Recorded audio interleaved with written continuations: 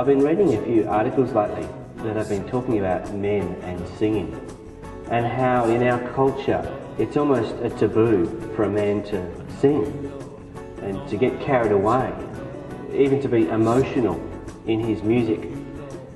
And I wonder about those articles because I wonder where they're coming from and who they're aimed at.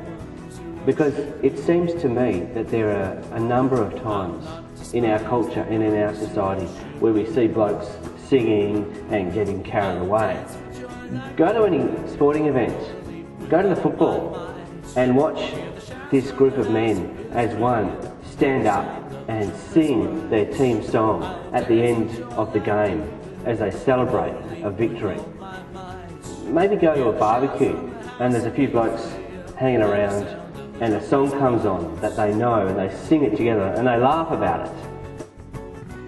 Maybe after a drought, we see pictures of farmers dancing in the street, big, burly, strong men, overcome with emotion as the drought is finished and the rain starts. And what that means to them in their very inner being is expressed as an outward expression of joy.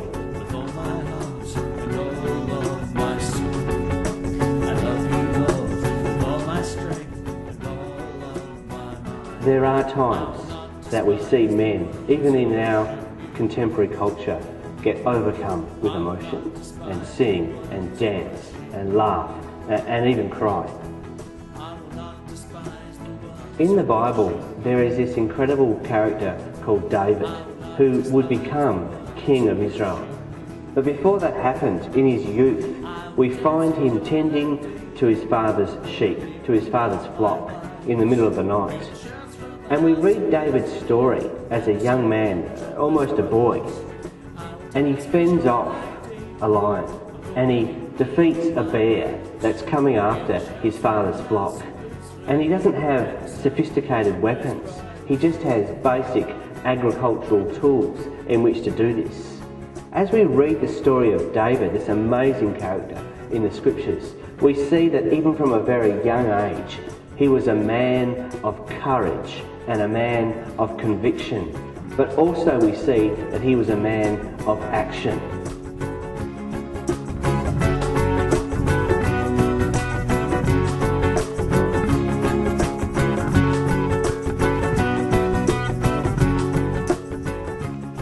As he grows up and starts to reach his teen years, we read the story of this giant of a man called Goliath, who had come up against the armies of Israel.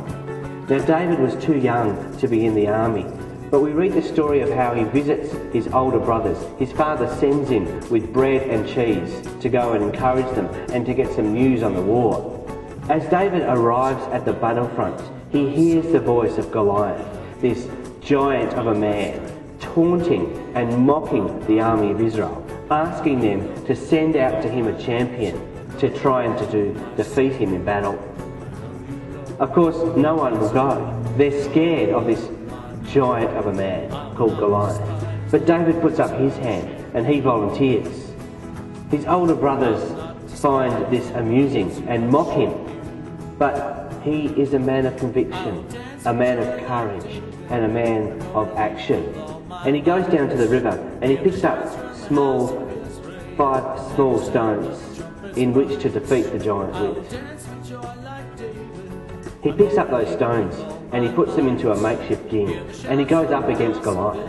And in fact he ends up defeating him with just one well-timed and well-placed blow. Even as a young teenager, David is proving himself to be a man's man, a man of courage, a man of action. As the story of David progresses in the Bible, we see that he becomes the king of Israel. And when he became king, he forms this mighty army. And this army, which David leads into battle, goes and defeats all the nations that had been bothering Israel. And he pushes back the borders of the nation of Israel further than they'd ever been pushed before. The women and the children make up songs about David, talking about his exploits in battle. He is known as a mighty warrior king, the greatest king that the nation of Israel had ever had. I will not despise But that's not all of David's life. That's not the only aspect of David's life that we see portrayed in the Bible. In fact, the Bible calls him a man after God's own heart. He is a skilled musician. He is a poet. He is a songwriter. In fact, David starts to become a worship leader of the people, of the nation of Israel. We see this highlighted in one of the most important aspects of his life, where he gets the Ark of the Covenant. Now, the Ark of the Covenant represented the very presence of God.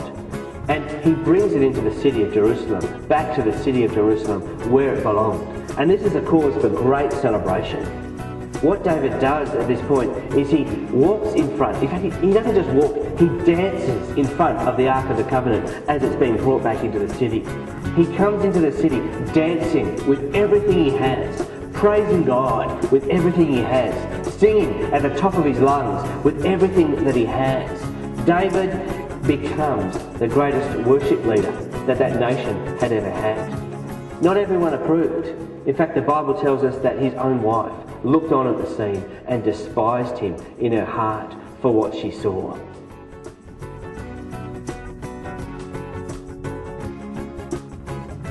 David's life story is an example to all of us, to men, to women and to children. David became the greatest worship leader that that nation had ever seen. His example to us is one of a man's man. There's nothing wimpy about David. There's nothing that is fearful about him. He's a man of courage, and his courage of conviction leads him to worship God with everything that he has.